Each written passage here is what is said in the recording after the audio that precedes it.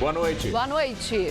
Lula depõe no Ministério Público e nega tráfico de influência em favor da Odebrecht. Hélio Bicudo e Miguel Reale Júnior registram novo pedido de impeachment de Dilma. Eduardo Cunha nega acordo com o governo ou com a oposição sobre o impeachment. Polícia Federal investiga corrupção no Ministério da Pesca e prende secretário executivo. Ato de alunos do Estado termina em tumulto diante do Palácio dos Bandeirantes. Haddad anuncia fechamento da Paulista aos domingos. O Ministério Público reage e ameaça ir à Justiça.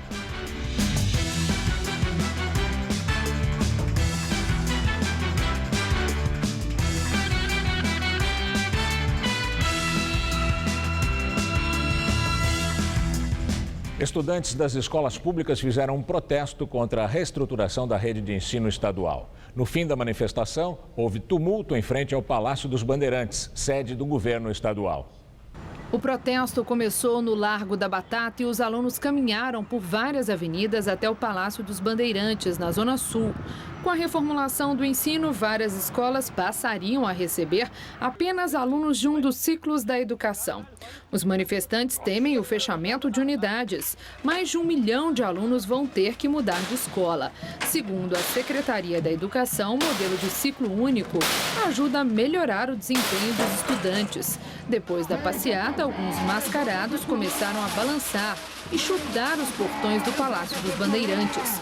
Objetos foram atirados contra policiais militares que acompanhavam o protesto de dentro da sede do governo. A PM respondeu com bombas de gás. Os vândalos fugiram. E no Chile, estudantes protestaram por avanço na reforma educacional prometida pela presidente Michelle Bachelet. Segundo os organizadores, cerca de 60 mil pessoas participaram da manifestação no centro da capital, Santiago, que terminou em confronto com a polícia. Os jovens protestaram por acessibilidade da população mais pobre ao ensino superior, uma das principais promessas feitas na última campanha da presidente. Bachelet havia anunciado o compromisso de beneficiar até 2018 70% dos estudantes das camadas mais baixas e alcançar a gratuidade total nas universidades, mas adiou para o ano que vem o início da primeira parte do projeto. Estados do Norte e do Nordeste concentraram mais de 50% dos homicídios dolosos ocorridos no Brasil em 2014. O levantamento é do Ministério da Justiça. Juntas, as regiões Norte e Nordeste tiveram pouco mais de 24.300 assassinatos, de um total de 46.881 no país. No Sudeste, Centro-Oeste e Sul, foram cerca de 22.500 homicídios dolosos no mesmo período. De acordo com a pesquisa, o Nordeste é também a região com maior taxa de mortes no país, por grupo de 100 mil habitantes, com índice de 33,76. Segundo o levantamento, países com histórico de guerra civil, como o Congo, possuem índices menores. No país africano, a taxa para cada 100 mil habitantes é de 30,8 assassinatos. A Bahia teve 5.450 mortes em 2014 e ocupa o primeiro lugar em números absolutos de homicídios no país. O Rio de Janeiro ocupa o segundo lugar, com 4.610 casos, seguido de São Paulo, com 4.294 mortes. Depois do metrô e da Sabesp, ficamos sabendo que a Polícia Militar decretou sigilo de informações da corporação por até 15 anos. Ao todo, foram postos sob sigilo 26 assuntos de 87 documentos que incluem informações administrativas e financeiras da corporação. O decreto foi publicado no Diário Oficial em outubro de 2013. Com a repercussão dos sigilos, o governador Geraldo Alckmin criou uma comissão que vai rever essa questão. A Comissão Estadual de Acesso à Informação, ligada ao Arquivo Público do Estado, será responsável por analisar o teor dos documentos. Alckmin também deve assinar um decreto que vai revogar o sigilo pedido por secretários de sua gestão. Diante da repercussão, o governador Alckmin, que quer ser presidente da República, reagiu rápido. Governar estava cada dia mais fácil e confortável aqui no estado de São Paulo. Denúncia de corrupção no metrô? Sigilo de 25 anos sobre os documentos. Falta água para a população? Sigilo de 15 anos nos documentos da Sabesp. Criminalidade assustadora, corrupção na PM? Sigilo de 15 anos. Eu sou de um tempo em que os jornais estampavam receitas de bolo e versos de Camões no lugar das notícias censuradas. Em 1973, um jovem estudante, Alexandre Vanucchi Leme, foi assassinado pela polícia da ditadura e o caso foi registrado como atropelamento, pois foi isso o que aconteceu no domingo último, em Sapopemba. PMs registraram como atropelamento o caso de um vigilante morto a bala perdida numa desastrada ação da própria PM. É o passado rondando nossas portas feito alma penada, como escreveu Lulu Santos. O presidente da Câmara dos Deputados, Eduardo Cunha, nega o acordo com o governo ou com a oposição sobre o pedido de impeachment da presidente Dilma Rousseff. Cunha disse que age com independência e que exerce o papel de juiz nessa questão. Segundo o jornal O Estado de São Paulo, o ex-presidente Lula teria entrado na articulação para barrar a abertura do inquérito contra Cunha no Conselho de Ética da Câmara. Em troca, o deputado não abriria o processo de impeachment de Dilma. Já a estratégia da oposição seria dar respaldo a Cunha, não assinando a representação no Conselho de Ética. Em troca, ele aceitaria o pedido de impeachment. Eu não fiz acordo com o governo nem com a oposição. Ontem, quando vocês me perguntaram, eu falei, não tem trégua nem guerra. Então, eu não vejo razão nenhuma para colocar. Eu almoçar com Michel Temer, vir acordo, isso é brincadeira. Não há um dia aqui, quando eu estou em Brasília, que ele está, que a gente não se encontre. Cunha disse que amanhã vai entrar com recurso no Supremo Tribunal Federal contra as liminares dos ministros Teori Zavascki e Rosa Weber, que suspendem o rito de impeachment definido por ele. O Procurador-Geral da República, Rodrigo Janot, complementou a denúncia contra Cunha no STF. Janot acrescentou o trecho da delação premiada do lobista Fernando Baiano, em que ele afirma que o deputado recebeu 5 milhões de dólares de propina por contratos de aluguel de navio sonda pela Petrobras. A mesma informação já havia sido dada pelo lobista Júlio Camargo. Cunha contesta todas as acusações. O Procurador-Geral da República, Rodrigo Janot, entrou com um novo pedido no Supremo Tribunal Federal para investigar o presidente da Câmara dos Deputados, Eduardo Cunha. Nesse caso, a razão é a descoberta de contas na Suíça. Janot também quer investigar a mulher de Cunha, Cláudia Cruz, e uma de suas filhas, Daniele Cunha. Ele aponta indícios de corrupção passiva e lavagem de dinheiro. Eduardo Cunha nega ter contas na Suíça. A decisão de abrir um novo inquérito cabe ao ministro relator da Operação Lava Jato, Teori Zavascki. Os juristas Hélio Bicudo e Miguel Reale Júnior registraram em cartório um novo pedido de impeachment da presidente Dilma Rousseff. O registro em São Paulo foi acompanhado por representantes dos movimentos Brasil Livre, Vem Pra Rua e Contra a Corrupção. Também estavam presentes o líder do PSDB na Câmara dos Deputados, Carlos Sampaio, e a advogada Janaína Pascoal. O documento deve ser protocolado na Câmara amanhã. Os juristas acrescentaram pedido à decisão do Tribunal de Contas da União, que rejeitou as contas de Dilma no ano passado, e também informações prestadas pelo Ministério Público de Contas sobre a continuidade das pedaladas fiscais neste ano. Os juristas disseram que as denúncias contra o presidente da Câmara, Eduardo Cunha, não enfraquecem o pedido de impeachment. E agora vamos ao comentário de política com José Neumann e Pinto. Amanhece o dia, eu pego a folha, Cunha negocia impeachment para manter seu mandato. Pego o Estadão, por Dilma, Lula articula para salvar mandato de Dilma. Pois eu chego na redação do jornal, está o Globo, Cunha e governo negociam acordo, recessão se espalha e já atinge 26 estados. Brasil oficial, Brasil real, que já foram diferenciados por Machado de Assis. Cada um pior do que o outro. O Brasil real, pior para o trabalhador que perde o emprego, para 26 estados que estão em recessão, só o Pará que está empatado.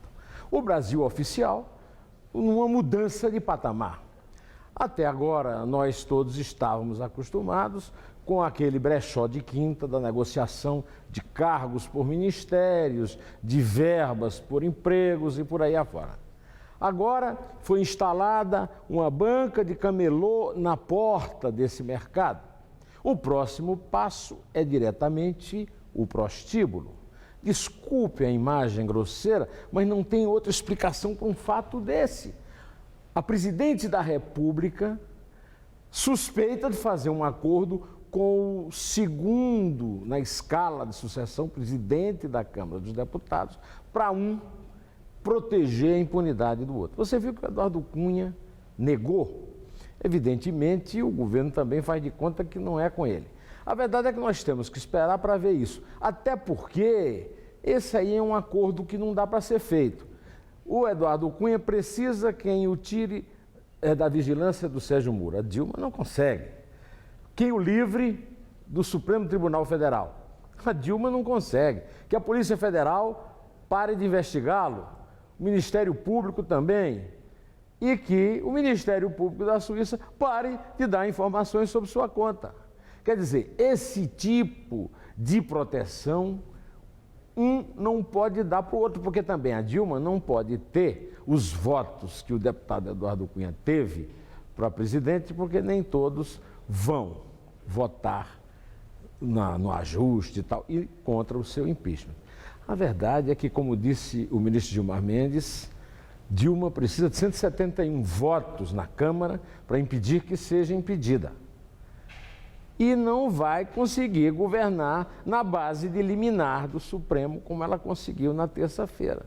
Agora, podiam os dois, pelo menos, nos livrar desse vexame, de ficar com esse acordo infame no ar. Afinal de contas, nós não merecemos isso. E nós é que pagamos esta conta. Bom, até terça-feira nós teremos mais novidades, estarei aqui de volta direto ao assunto. Até. Do quadro negro ao mundo virtual, o Dia do Professor já não é mais o mesmo. Agora a comunicação com os alunos é feita online e os arquivos são mantidos na nuvem. Afinal, os mestres de hoje são responsáveis por formar os profissionais do futuro, que vão se aventurar em carreiras que acabam de ser criadas.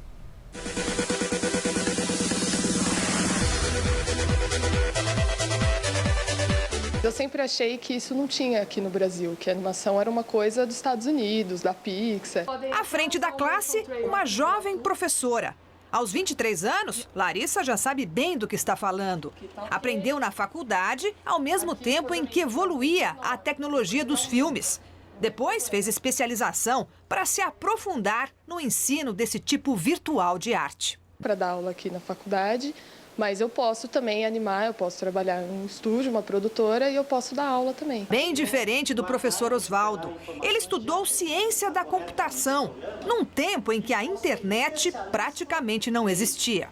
Computadores de grande porte. Eles enormes. Enormes, né, que já, de certa forma, nos Estados Unidos já estava ultrapassado, mas para nós aquilo era computador de última geração, né? Em São Paulo, são apenas 3 faculdades que preparam para uma profissão que surgiu na tela do cinema. O filme Toy Story, de 1995, foi o primeiro totalmente feito em computação gráfica. Os alunos que saíam dos cursos livres, eles tinham uma preparação boa artística, mas não tinham a velocidade que o mercado de trabalho precisava. No curso livre ele fazia uma produção, um curta-metragem, e na faculdade eles vão fazer 3 produções. No computador, eles criam o personagem, modelam a forma, inventam os movimentos. A aula de hoje é para fazer o boneco andar com desenvoltura. São alunos da primeira turma do curso de graduação em design de animação. No futuro, quando for possível, abrir uma empresa de produção de conteúdo e poder usar tudo que eu aprendi aqui. Produzir um longa-metragem, talvez? Produzir um longa-metragem, talvez, como diretor, não como animador. A animação em 3D no Brasil, basicamente, era usada só em publicidade para fazer comercial de TV. De 4, 5 anos para cá, esse tipo de profissional ganhou espaço no cinema, em filmes de longa-metragem, também em seriados, aplicativos de celular e especialmente na indústria de games. A gente tem toda a parte de roteiro, de direção, a gente tem nos cursos para que ele tenha essa parte também criativa, desenho, escultura. Tecnologias do futuro que, de forma cada vez mais veloz, surgem no presente.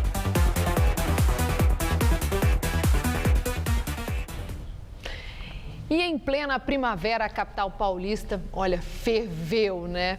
Para se ter uma ideia, o Centro de Gerenciamento de Emergências registrou já no início da tarde 37 graus em Pinheiros, na Zona Oeste, e no Tremembé, na Zona Norte. E amanhã, infelizmente, vai ser a mesma coisa. Mas no fim de semana, as temperaturas podem ficar um pouquinho mais amenas com a chegada de uma frente fria.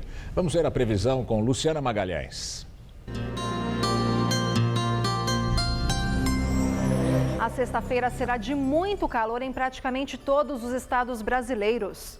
Uma massa de ar seco ganha ainda mais força, deixando o céu quase sem nuvens e o ar seco em todas as regiões. O sol brilha forte e faz calor. A chuva só é esperada amanhã em parte do norte do Brasil, além do norte do Mato Grosso, mas por causa do tempo abafado. E na região sul e também sul do Mato Grosso do Sul, mas por causa da passagem de uma frente fria. Aliás, Santa Catarina e o oeste do Paraná ainda podem ter chuva forte, mas no Rio Grande do Sul os temporais finalmente dão uma trégua. A menor máxima amanhã está prevista para Florianópolis, máxima de 22, mas no Rio os termômetros chegam aos 41 e em Cuiabá a máxima chega aos 42 graus. Em São Paulo não será diferente, faz muito calor em todas as áreas, mas a aproximação de uma frente fria pode provocar chuva bem fraca no sul e oeste de São Paulo. No centro-oeste paulista, a máxima esperada amanhã é de 37 graus em Marília. No centro-norte do estado, máxima de 38 graus em Bauru e de 41 em Araraquara. E na faixa leste, máximas de 36 graus em Campinas e de 31 em Santos, onde, aliás, pode garoar na parte da noite. Amanhã, aqui na capital, a máxima deve chegar aos 33. No sábado, com a chegada da frente fria, céu encoberto e garoa, com máxima de 26 graus. E no domingo, sol entre muitas nuvens, com máxima de 25 graus. Depois de anos de espera, a vila de Paranapiacaba, em Santo André, está sendo restaurada. Mas alguns moradores dizem que há um clima de insegurança. A vila tem sido atacada por vândalos como um protesto pela demora nas obras na região. Os trabalhos de restauro das antigas casas de Paranapiacaba, em Santo André, no ABC Paulista, começaram há 2 meses com recursos do PAC Cidades Históricas. Um investimento da ordem de 41 milhões de reais. 242 imóveis da charmosa Vila Inglesa serão recuperados nos próximos 3 anos. É um lugar bonito, né? E tem que ser preservado, eu acho legal. Dona Zélia tem uma pousada na vila e vive aqui desde 1961. Ela conta que durante muitos anos as casas ficaram abandonadas e que essa é uma oportunidade de ver a vila transformada. Mas alguns moradores estão preocupados com o andamento das obras. Paranapiacaba ela foi construída com materiais de primeiríssima qualidade, que hoje nem existem mais. Então, a nossa preocupação já é muito grande, porque nós não temos a mesma qualidade hoje de mão de obra e também de materiais. Alguns moradores reclamam ainda da falta de planejamento. Segundo eles, restos de materiais de construção são empilhados num terreno na entrada da cidade. O local vem sofrendo também ataques. Seria um protesto pela demora para iniciar as obras de restauro. O último colocou em risco um dos prédios mais importantes da vila. Foi uma inusitada tentativa de incêndio no Museu Castelo. A casa foi construída em 1897 e abrigava o engenheiro-chefe da ferrovia São Paulo Highway. Uma contradição, já que a intenção é defender o patrimônio histórico. Nós estamos de luto, né? Nós já perdemos outros imóveis, também no momento em que algumas pessoas da população se acharam prejudicadas, não satisfeitas, né? E são perdas irreparáveis, não existe como repor um patrimônio histórico. Os criminosos arrombaram a porta principal aqui do imóvel e colocaram fogo em poltronas e papéis em vários cômodos, com a intenção de incendiar toda a casa. Para dificultar o combate às chamas, eles também esconderam todos os extintores no sótão. Mas a Guarda Civil Municipal e o Corpo de Bombeiros chegaram a tempo. Além da tentativa de incêndio, os vândalos deixaram uma pichação ameaçando atacar outro imóvel, o Clube União Lira Serrano. A polícia investiga o caso, mas até agora ninguém foi preso. A prefeitura afirmou que vai intensificar as rondas e o policiamento na região. Prefeitura contraria o Ministério Público e determina fechamento da Avenida Paulista aos domingos. A decisão foi anunciada hoje pelo prefeito Fernando Haddad e já vale para este final de semana. A promotoria ameaça entrar com um processo contra a administração municipal. Adriano é ciclista, mas não guarda boas lembranças das duas ocasiões em que a Paulista foi fechada aos domingos. Pessoas, cachorro, papagaio, criança, tudo em cima da nossa ciclovia, eles não estão respeitando só o asfalto, então não achei legal. Eu vim, achei maravilhoso, as pessoas estavam felizes, era festa, era clima de alegria, sem dúvida é muito bom. O fechamento total começa neste domingo, dia 18 de outubro. Entre as 9 da manhã e as 5 da tarde, a circulação nas pistas será restrita a pedestres e ciclistas. Eu sou contra, principalmente em casos de urgência, hospitais, ambulâncias. Será criada uma faixa exclusiva para o acesso ao Hospital Santa Catarina e também ao Clube Homes. Já os moradores que precisem usar o carro serão acompanhados por agentes da CET até a esquina mais próxima de suas casas. A velocidade máxima será de 10 km por hora. Desde 2007, um termo de ajustamento de conduta firmado entre a Prefeitura e o Ministério Público prevê que o fechamento total da Paulista só aconteça em 3 ocasiões ao longo do ano: Réveillon, Corrida de São Silvestre e Parada do Orgulho Gay. O anúncio sobre o fechamento total também contraria uma recomendação recente feita pela própria promotoria, que sugeriu que pelo menos 2 faixas ficassem livres para a circulação de veículos. Segundo a Prefeitura, o fechamento total foi decidido após várias reuniões com o MP e a realização de audiências públicas com a vizinhança e comerciantes. Além disso, estudos da CET não teriam indicado impactos significativos no trânsito.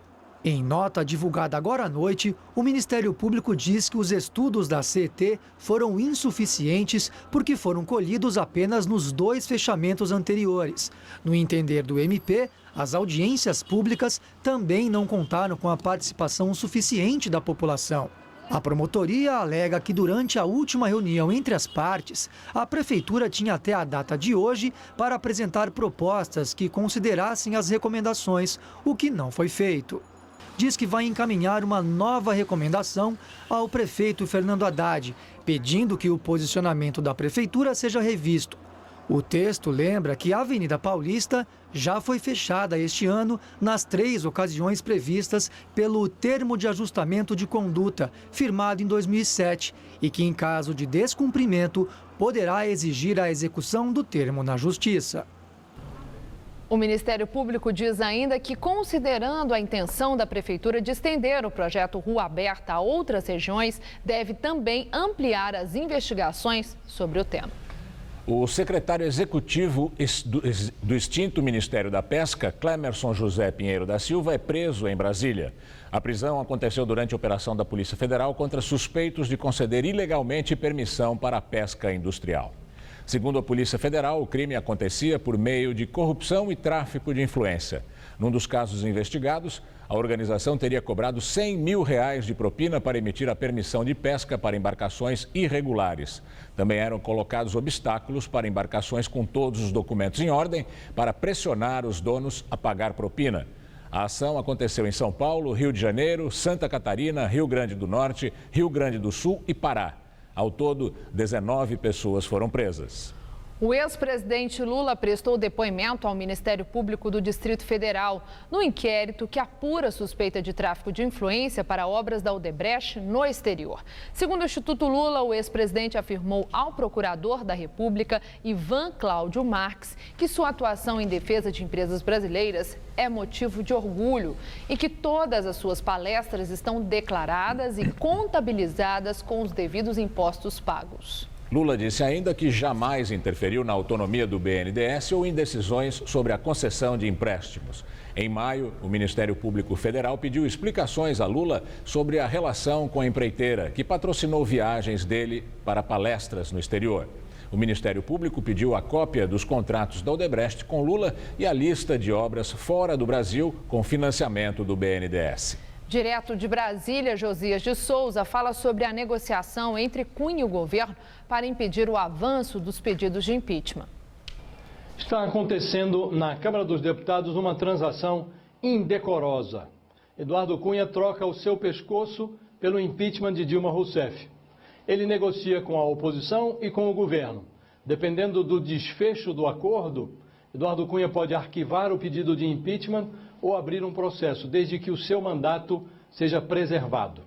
Nas últimas horas, o governo revelou-se disposto a pagar o preço exigido por Eduardo Cunha.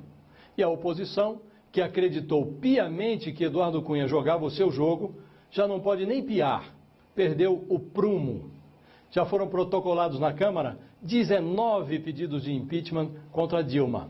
Isso é um recorde. O penúltimo pedido é uma versão atualizada da petição assinada pelos juristas Hélio Bicudo e Miguel Reale Júnior e pela advogada Janaína Pascoal. Eduardo Cunha vai arquivando os pedidos de impeachment mais mal formulados e fica sempre com essa petição na agulha, pronto para disparar as suas chantagens.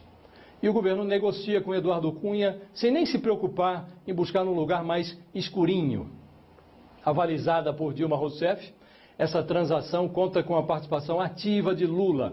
Lula está em Brasília, ele veio para prestar depoimento no Ministério Público Federal sobre a acusação de tráfico de influência em favor de empreiteiras. E Lula aproveitou para traficar influência em favor de Eduardo Cunha. Tudo isso num dia em que a Procuradoria pediu no Supremo Tribunal Federal a abertura de um novo inquérito contra Eduardo Cunha. Dessa vez para tratar das contas secretas do deputado abertas na Suíça. Logo, logo, nós não vamos poder mais tratar desse assunto nesse horário. Esse tipo de transação que a oposição e o governo fazem com personagens como Eduardo Cunha só vão poder ser exibidas na televisão depois da meia-noite, de madrugada. A política brasileira vive uma fase pornográfica. Boa noite. O Ministério Público Federal abriu um inquérito civil contra os ex-presidentes Lula, Fernando Henrique, Itamar Franco e Fernando Collor, por suspeita de apropriação de bens públicos.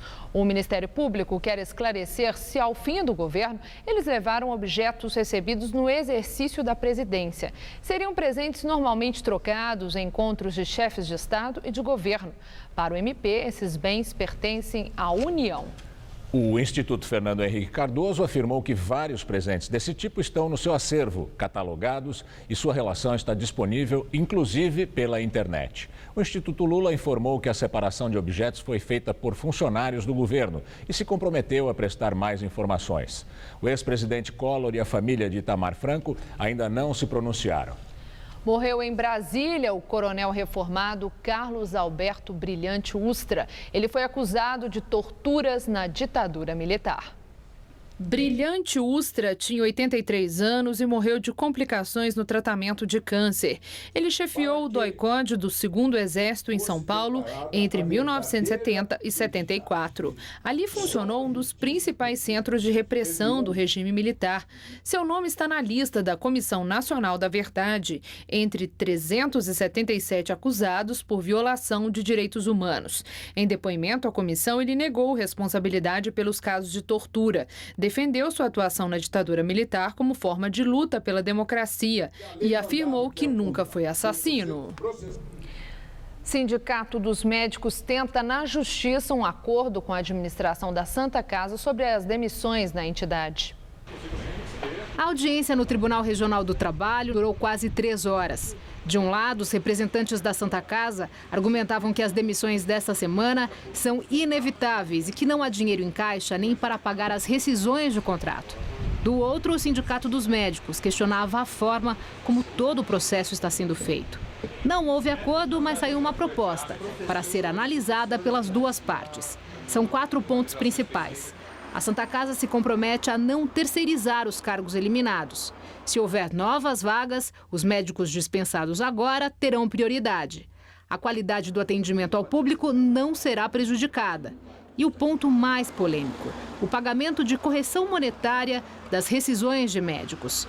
Os funcionários devem receber os valores em até 23 parcelas, mas nem todos serão reajustados pelo índice de inflação da FIPE, apenas vencimentos pagos a partir de 13 parcelas. Para esses médicos, a proposta é pagar metade do valor da correção monetária. Os outros receberão apenas valores fixos, sem qualquer reajuste. Traz alguns avanços frente à proposta inicial da Santa Casa, como a garantia de emprego para quem fica, enfim, essa pequena correção para quem sai, mas existem algumas coisas que preocupam o sindicato ainda. Eu acho que o acordo sai, eu acho que o acordo reitera o debate que nós tivemos anteriormente sobre uma proposta que ela não é a melhor proposta, ela não é uma proposta que a gente considera boa, é uma proposta que a gente considera digna, é uma proposta que a gente pode assinar embaixo porque a gente vai cumprir. Existiria alternativa? Não existe alternativa. A alternativa é fechar a Santa Casa, que é inaceitável. A diretoria da Santa Casa tem até o dia 27 de outubro para dizer se concorda com essa proposta. Se aceitar, aí o Sindicato dos Médicos tem mais 10 dias para dizer se também aceita. Se não houver acordo, essa briga pode parar na Justiça e levar anos para que os médicos recebam os seus direitos. Mas o que ficou decidido aqui nessa audiência é que a proibição de novas demissões na Santa Casa continua valendo e por tempo indeterminado. Essas 184 demissões já haviam sido anunciadas pelo próprio sindicato quando ajuizou a ação e há uma notícia de que a Santa Casa pretende enxugar ao máximo o quadro. Então, a minha preocupação é que outros médicos fossem demitidos além daqueles. Então, a minha liminar é para evitar que isso ocorra. Depois de a Standard & Poor's rebaixar a nota de crédito do Brasil no mês passado, agora foi a vez da Fitch Ratings fazer o mesmo. A agência de classificação de risco cortou a nota de BBB para BBB-, mas ainda dentro do grau de investimento. A Fitch manteve a perspectiva negativa, o que significa que o Brasil pode voltar a ser rebaixado.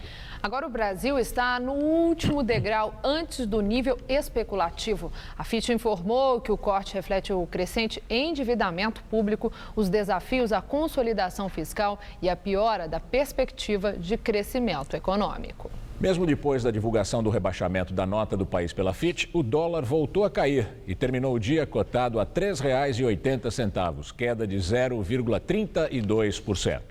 Tribunal de Contas da União vai apurar se as chamadas pedaladas fiscais aconteceram também neste ano de 2015. O ministro Raimundo Carreiro, que será o relator das contas de 2015 do governo Dilma Rousseff no TCU, determinou uma inspeção no Ministério das Cidades, Tesouro Nacional, Banco Central, Banco do Brasil, BNDES e Caixa Econômica Federal. Irregularidades nesse sentido foram apontadas pelo procurador do Ministério Público de Contas, Júlio Marcelo. Na semana passada, o TCU rejeitou as contas de Dilma do ano passado. E um dos principais motivos foi a pedalada fiscal, que são manobras contábeis para maquiar as finanças públicas. E justamente as pedaladas fiscais do governo federal na entrevista do dia com Maria Lídia Flandoli. Para falar sobre a reação do Congresso às manobras contábeis no poder público, eu entrevisto o deputado estadual do PSDB, Vaz de Lima, que já foi deputado federal e também presidente da Assembleia Legislativa de São Paulo. Agradeço muito sua presença e vamos falar sobre as pedaladas fiscais que têm gerado tanta polêmica e, inclusive, reação do próprio governo. Nós vimos aí a ação do Ministério Público de Contas e, nessa ação, já apresentando ao Tribunal de Contas, né? Isso não é propriamente uma representação, não é denúncia, uma representação pelas chamadas pedaladas fiscais estarem continuando nesse mandato da presidente Dilma, que começou em janeiro. Agora, o governo diz que não é nada disso, que está havendo uma grande confusão entre fluxo e estoque. Que o que acontece é que há um resíduo de pedaladas do governo anterior de Dilma Rousseff. Se Aécio Neves tivesse sido eleito, ele ia pegar essa herança e aí iria negociar com os bancos públicos. Como é que o senhor vê essa reação do governo, mostrando inclusive a disposição para um novo cronograma de acerto das contas? Bom, eu vejo que o governo está assumindo o erro. No momento em que ele diz que houve, ele diz, o Tribunal de Contas está com a razão.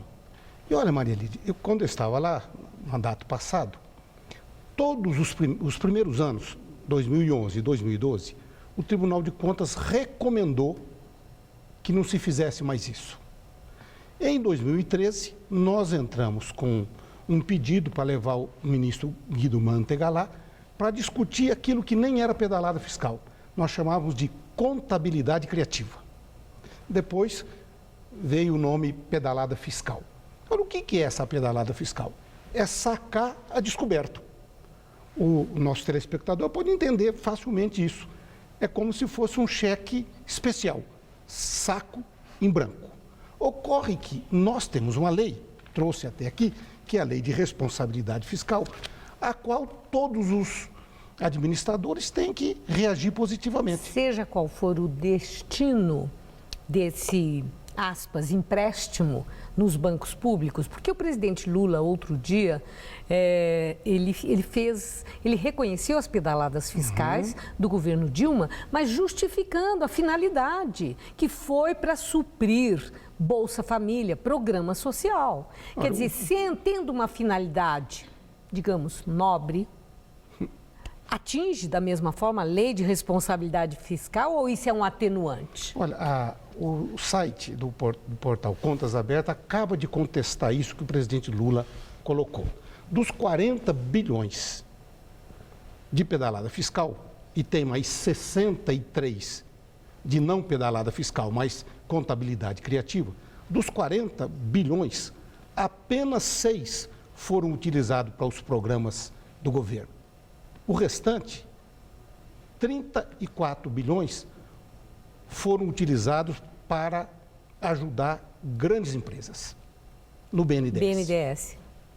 Então, o presidente Lula não fala a verdade. Está faltando com a verdade. Pô, mas e se fosse tudo para programa social? Estaria justificado? Não, a lei de responsabilidade fiscal elenca em que casos você pode fazer.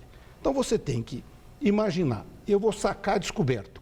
A lei orçamentária tem que ter dado a você, gestor, autorização para fazer esta antecipação de receita e diz que você tem que pagar até o final do exercício seguinte, que foi o que não ocorreu. A presidente Dilma veio sacando a descoberto BNDES, Banco do Brasil, Caixa Econômica Federal, né, porque não tinha mais recurso e agravou no ano de 2014, que era um ano eleitoral. Então, vamos dizer, nós tivemos um problema na lei de responsabilidade fiscal, que está sendo apurado, foi apurado pelo TCU e agora vai lá para o Congresso, e, quiçá, não tenha havido um crime eleitoral em função disso. Bom, essa aí já é uma outra questão, vamos deixar para o Tribunal Superior Eleitoral. Voltando aqui para a questão das pedaladas, se o governo, como já manifestou a intenção, fizer um acerto de contas com os bancos públicos, estabelecendo um cronograma de pagamentos, de acerto, fica eliminada a questão, o problema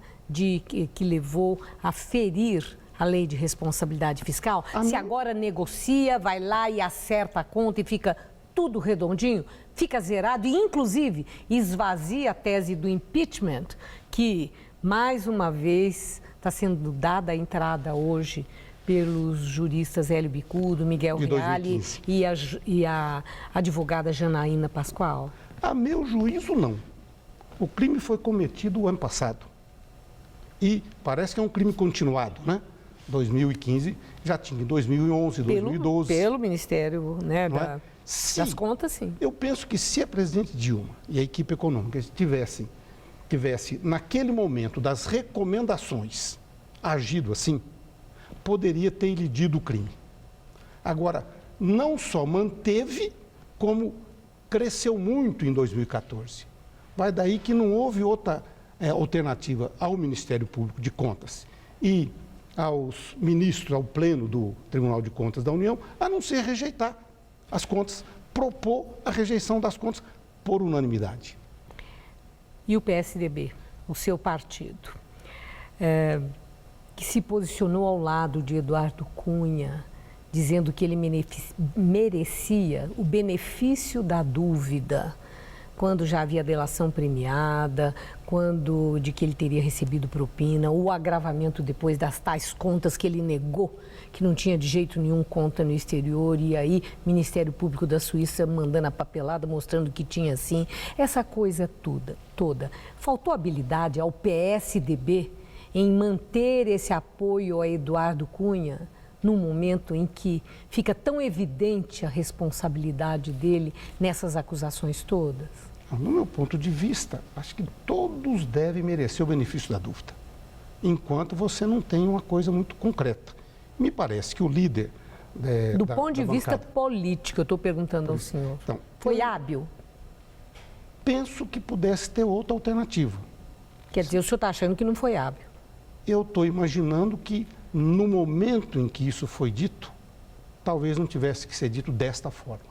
Agora, o benefício da dúvida é bom para todo mundo. Agora, o que aconteceu com o PSDB para firmar essa posição com Eduardo Cunha? É ali um entendimento para que ele, sim, acolhesse o pedido de impeachment que o partido estava apoiando, esse do Miguel Reale, do Hélio Bicudo? Bom, acho que Ou seja, vamos ficar bem com o Eduardo Cunha, para que ele acolha, e aí é tudo que o PSDB quer e tem convicção é que haja o impeachment de Dilma? Vamos lembrar que o PSDB apoiou a eleição do Eduardo, desde o primeiro momento. Isso é passado. Pois então, agora, em outra situação. Ao longo do processo, evidentemente, cabendo ao presidente a condição de acolher um eventual impeachment, não havia alternativa ao PSDB a não ser estar perto dele e dar para ele o apoio. Mas isso não tornou o PSDB refém do Eduardo Cunha? Não acredito que não. Acho que isso é momento a momento, a nuvem e a nuvem. É assim que se faz política. A política, de um dia para o outro, ela modifica muito. Aquilo que às vezes você firmou de posição hoje, um fato posterior pode fazer você mudar de opinião ou mudar de atitude ou de rumo. Muito obrigada, deputado. Uma boa noite. Boa noite. Estela. Uma opção para quem gosta de cicloturismo é embarcar no Expresso Turístico de Mogi das Cruzes. Veja na videoreportagem de Renata Falzoni. Viajar de bicicleta é muito mais que um prazer. É uma atividade econômica que só na Europa movimenta 44 bilhões de euros, o equivalente a 193 bilhões de reais. E o cicloturista precisa embarcar com a sua bicicleta com facilidade nos trens, nos ônibus, nos metrôs e nos aviões.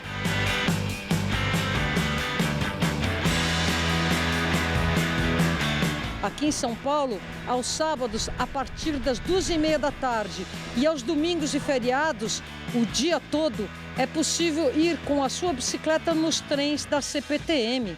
E todo segundo sábado do mês, o trem turístico para Mogi das Cruzes oferece um vagão bicicletário. Ele é um trem que é da década de 60, de 1962, e no último vagão é um vagão bicicletário que cabem 45 bicicletas.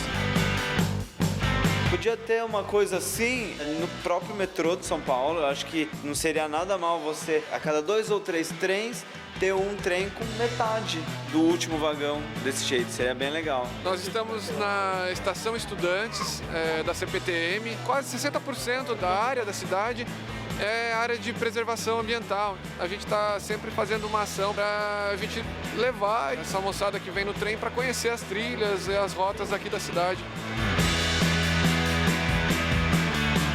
Aqui é uma trilha bastante tradicional aqui de Mogi, chama Trilha da Biquinha. É um percurso bem curto, dá mais ou menos de 3 a 4 quilômetros. Simples, não é técnico, mas tem que segurar a empolgação. Aqui em Mogi nós temos diversas trilhas, Essa é a mais tradicional, que liga o centro da cidade ao distrito. E de lá a gente tem diversas ramificações para outras trilhas. Bora pedalar em Mogi! O presidente Barack Obama anuncia que vai adiar a retirada de tropas americanas do Afeganistão. Barack Obama decidiu manter quase 10 mil soldados no Afeganistão durante a maior parte do ano que vem e reduzir o contingente para 5.500 soldados só no fim de 2016 ou início de 2017. A guerra no Afeganistão já dura 14 anos e Obama havia prometido retirar as tropas antes de deixar a Casa Branca, em janeiro de 2017. A mudança de planos acontece em meio à pressão crescente do Pentágono, da oposição e de membros do próprio Partido Democrata, por causa dos avanços recentes do Talibã. Obama afirmou que a revisão é necessária porque as tropas afegãs ainda não são tão fortes quanto precisariam ser, e ele está convencido de que o prolongamento da presença americana é vital para o futuro do Afeganistão e para a segurança dos Estados Unidos. E agora vamos ao comentário de política internacional com João Batista Natália. Muita gente quase nem se lembra mais do Afeganistão. Pois é, aquele país que dava abrigo à Al-Qaeda quando o grupo terrorista destruiu em 2001 as Torres Gêmeas em Nova York. Pois bem, os Estados Unidos invadiram o país, defenestraram os radicais que o governavam, que é o Talibã. Esse grupo radical sunita virou então um exército de guerrilheiros. Até o ano passado, eles ainda eram combatidos por forças da OTAN, a Aliança Militar Ocidental. Se o exército regular afegão desse conta do recado, até os americanos já teriam se retirado com as suas forças. Mas não é o que está acontecendo. Há uma semana, o Talibã tomou por 3 dias a cidade de Kunduz, uma capital provincial bem ao norte. Antes de ser rechaçado, o grupo carregou as armas e limpou os cofres dos bancos locais. Pois hoje, como vocês acabaram de ver, o presidente Barack Obama anunciou que os americanos manteriam a presença militar no Afeganistão, mesmo depois dele deixar a Casa Branca em janeiro de 2017. Ele descumpre com isso mais uma de suas antigas promessas. Atuam hoje no Afeganistão quase 10 mil militares americanos. Eles permanecerão na quantidade mais ou menos de 5 mil. O país é um pouco maior do que o estado brasileiro de Minas Gerais e tem 32 milhões de habitantes. É uma mistura de deserto com montanhas e o Talibã não é a única força de guerrilha que luta contra o governo pró-americano. Tem também um malfadado Estado Islâmico, que só nos últimos 2 meses organizou 5 grandes ataques às cidades. O Estado Islâmico está se expandindo, não atua apenas na Síria e no Iraque. Os Estados Unidos são tradicionalmente acusados de serem os gendarmes do mundo. Pode até ser verdade, mas eu quero ver o que aconteceria nessa imensa região se fossem embora todos os militares americanos. O Oriente Médio, aquele pedacinho da Ásia, cairiam sob o controle dos terroristas. E não é bem isso que a gente quer. É assim que o mundo gira. Boa noite. O Conselho de Segurança da ONU tem 5 novos membros não permanentes. Egito, Japão, Senegal, Ucrânia e Uruguai foram eleitos para o mandato de 2 anos a partir de 1º de janeiro. O Uruguai entra no Conselho com o aval dos países latino-americanos para substituir o Chile. Os 5 países eleitos vão compor o grupo de 10 membros não permanentes, ao lado de Angola, Espanha, Malásia, Nova Zelândia e Venezuela. Estados Unidos, China, França, Grã-Bretanha e Rússia são os 5 permanentes com direito a veto. Você vai ver a seguir, Santos e Corinthians jogam em mais uma rodada do Brasileirão. E os ataques à faca em Jerusalém. Forças policiais são mobilizadas em massa depois da violência que já matou 8 israelenses. Nesse mundo tudo evolui. A moda evoluiu. Os carros evoluíram. Os tratamentos de beleza também evoluíram. E make-up anti-sinais. Uma combinação de creme e cápsulas. O creme atinge as camadas mais profundas da pele e as cápsulas agem onde os cremes não chegam. Resultado? Com o Imecap Anti-Sinais, os sinais da idade não aparecem. Imecap Anti-Sinais, a evolução no tratamento de beleza.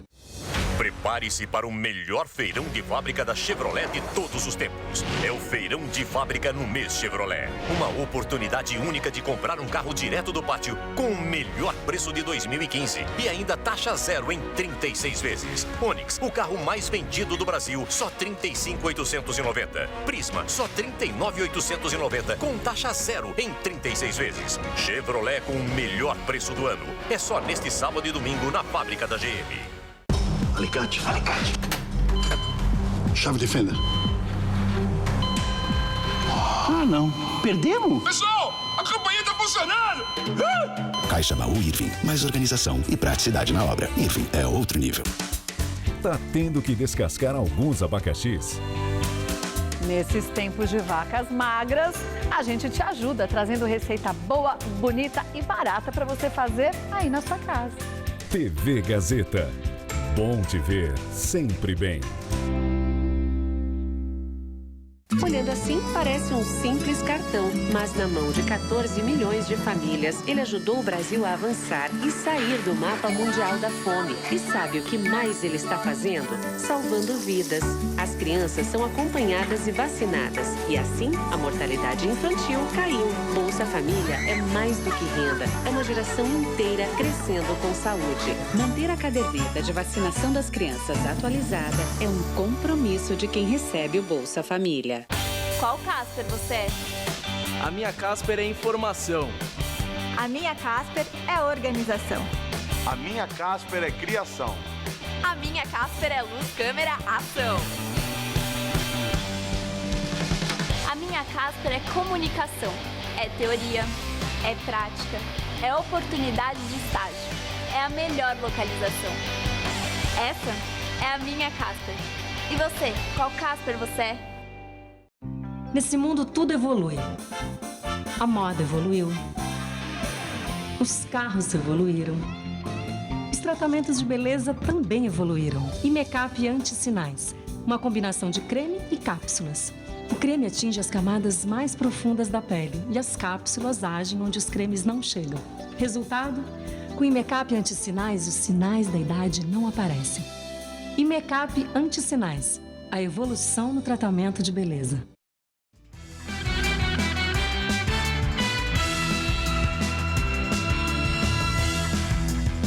E agora as notícias do esporte com Estela Gontijo e Celso Cardoso. O Corinthians joga neste momento em Itaquera pelo Campeonato Brasileiro e o time paulista joga pressionado, mas já está vencendo, né, Celso?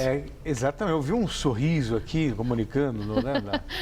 O pessoal gostou. Exatamente. O Corinthians já está vencendo por 1-0. É que o Atlético Mineiro venceu ontem, né? E daqui a pouco a gente vai mostrar os gols. Inclusive, diminuiu a diferença de 5 para 2 pontos. Mas como o Corinthians está vencendo agora por 1-0, a diferença volta a 5.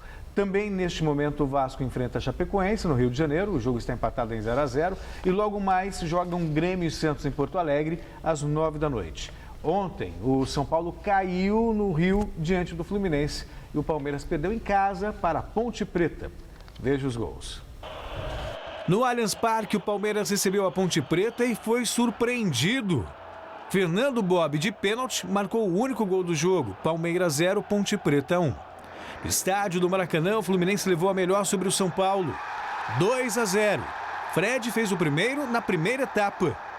E Marcos Júnior definiu o placar no segundo tempo. Fluminense 2, São Paulo 0. Bom, o Corinthians joga nesse momento, né? E o Atlético Mineiro foi chegando ali aos poucos na cola do Corinthians. Corinthians preocupado, mas parece que já está vencendo, né? Com certeza está vencendo o gol de Duracena 1-0. E dos jogos de ontem, a gente fala do Atlético daqui a pouquinho. Até agora, né? Exatamente. Está vencendo por 1-0, a diferença volta para 5. São Paulo perdeu na estreia do Doriva, Palmeiras perdeu mais uma e já está um clima pesado com a torcida, ou teve vaia ontem no estádio, grito de time sem vergonha, aquela coisa de ser que a gente já está acostumado. Quando o time não vai bem... Achou que ia tudo dar certo, mas depois começa a perder de novo o Palmeiras. Está complicado para o torcedor mesmo, viu? Tá. Nos outros jogos, destaque para a vitória do Atlético Mineiro sobre o Inter. Vitória que deixou o time vivíssimo na briga pelo título de campeão brasileiro.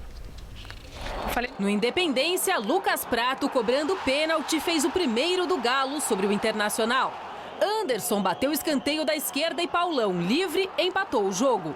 Só que aos 25 da etapa complementar, Marcos Rocha aproveitou o rebote de Muriel e deu números finais à partida. Atlético Mineiro 2, Internacional 1. Na Ilha do Retiro, Regis pegou a sobra na entrada da área e anotou o primeiro do Sport diante do Avaí. O segundo dos donos da casa saiu dos pés de André após belo passe de letra de Marlone. E para fechar a conta, o mesmo André recebeu o cruzamento de Elber e marcou o terceiro do Leão. Final, Sport 3, Avaí 0.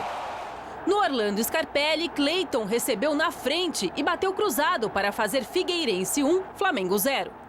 Confusão na área rubro-negra e o próprio Cleiton ampliou a vantagem do Figueira. Já no finzinho da partida, Dudu chutou colocado e decretou a vitória do Figueirense por 3-0. Em Joinville, o Jeque abriu o placar contra o Coritiba com Marcelinho Paraíba de pênalti. Rafael Donato de cabeça fez o segundo dos donos da casa. O terceiro do Joinville veio com Cadu. O Coxa ainda descontou nesse pênalti cobrado por Henrique Almeida e ficou assim, final Joinville 3, Coritiba 1. Na Arena da Baixada, Walter carimbou a trave. No rebote, Evandro marcou o primeiro do Atlético Paranaense sobre o Cruzeiro. Fabrício de falta deixou tudo igual no sul do país. O Furacão voltou a ficar em vantagem graças a esse chutaço de Bruno Pereirinha. Quando tudo parecia resolvido, o uruguaio de Arrascaeta tratou de igualar novamente o placar. Final, Atlético 2, Cruzeiro também 2. Celso, falando sobre o Campeonato Brasileiro, a ponta de cima da tabela, uma briga entre Corinthians e Atlético deixa até mais emocionante, né, do que ter aquele campeão já mais mas cedo. tem sido assim, o Campeonato Brasileiro é bem equilibrado e eu acho o máximo, porque vai na contramão daqueles que não gostam do campeonato por pontos corridos. Quem disse que não tem emoção? Está aí a prova. Tá certo, então muito obrigada, boa noite. Até amanhã. É com você, Gamberini. Um urso entra num shopping center do leste da Rússia, fica assustado, consegue sair e é morto pela polícia. As câmeras de segurança mostram quando o animal entra no shopping de uma cidade perto da fronteira com a China. As lojas estavam fechadas. O urso pardo, assustado, corre de um lado para o outro, tentando encontrar uma saída. Ele finalmente consegue abrir as portas e corre até o parque infantil de uma escola. Policiais com roupas camufladas não esperaram a chegada de um veterinário e atiraram. O animal morreu. Foi aberto um inquérito para apurar a ação da polícia. 5 ataques de ursos já aconteceram este ano na região, que tem sofrido inundações. Com isso, os animais vão para cidades em busca de comida. Jatos da Síria e da Rússia bombardeiam cidades sírias sob controle dos rebeldes. Tropas sírias com apoio de aviões russos bombardearam regiões controladas por rebeldes ao norte da cidade de Homs. A ofensiva amplia mais de uma semana de ataques terrestres em áreas consideradas cruciais para a sobrevivência do ditador Bashar al-Assad, controladas por grupos rebeldes sem ligação com o Estado Islâmico. O exército sírio, apoiado por reforços iranianos, está organizando uma operação terrestre em torno da cidade de Alepo, perto da fronteira com a Turquia. Forças israelenses se mobilizam em massa em Jerusalém, em meio à onda de esfaqueamentos que já matou 8 israelenses nos últimos dias. Policiais e guardas de fronteira patrulham locais públicos como mercados e estradas. O governo autorizou o fechamento dos bairros palestinos de Jerusalém Oriental.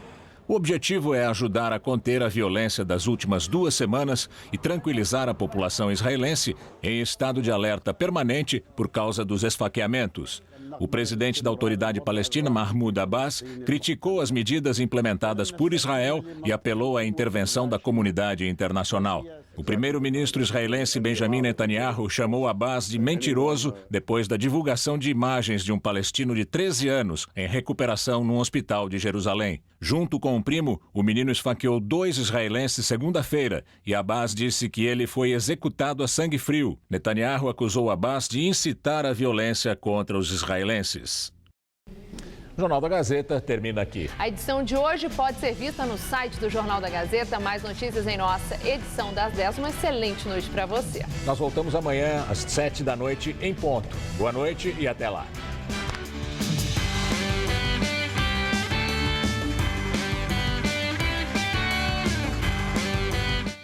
Hoje, 10h30 da noite no Todo Seu, tem uma entrevista com o secretário da Educação de São Paulo, Gabriel Chalita.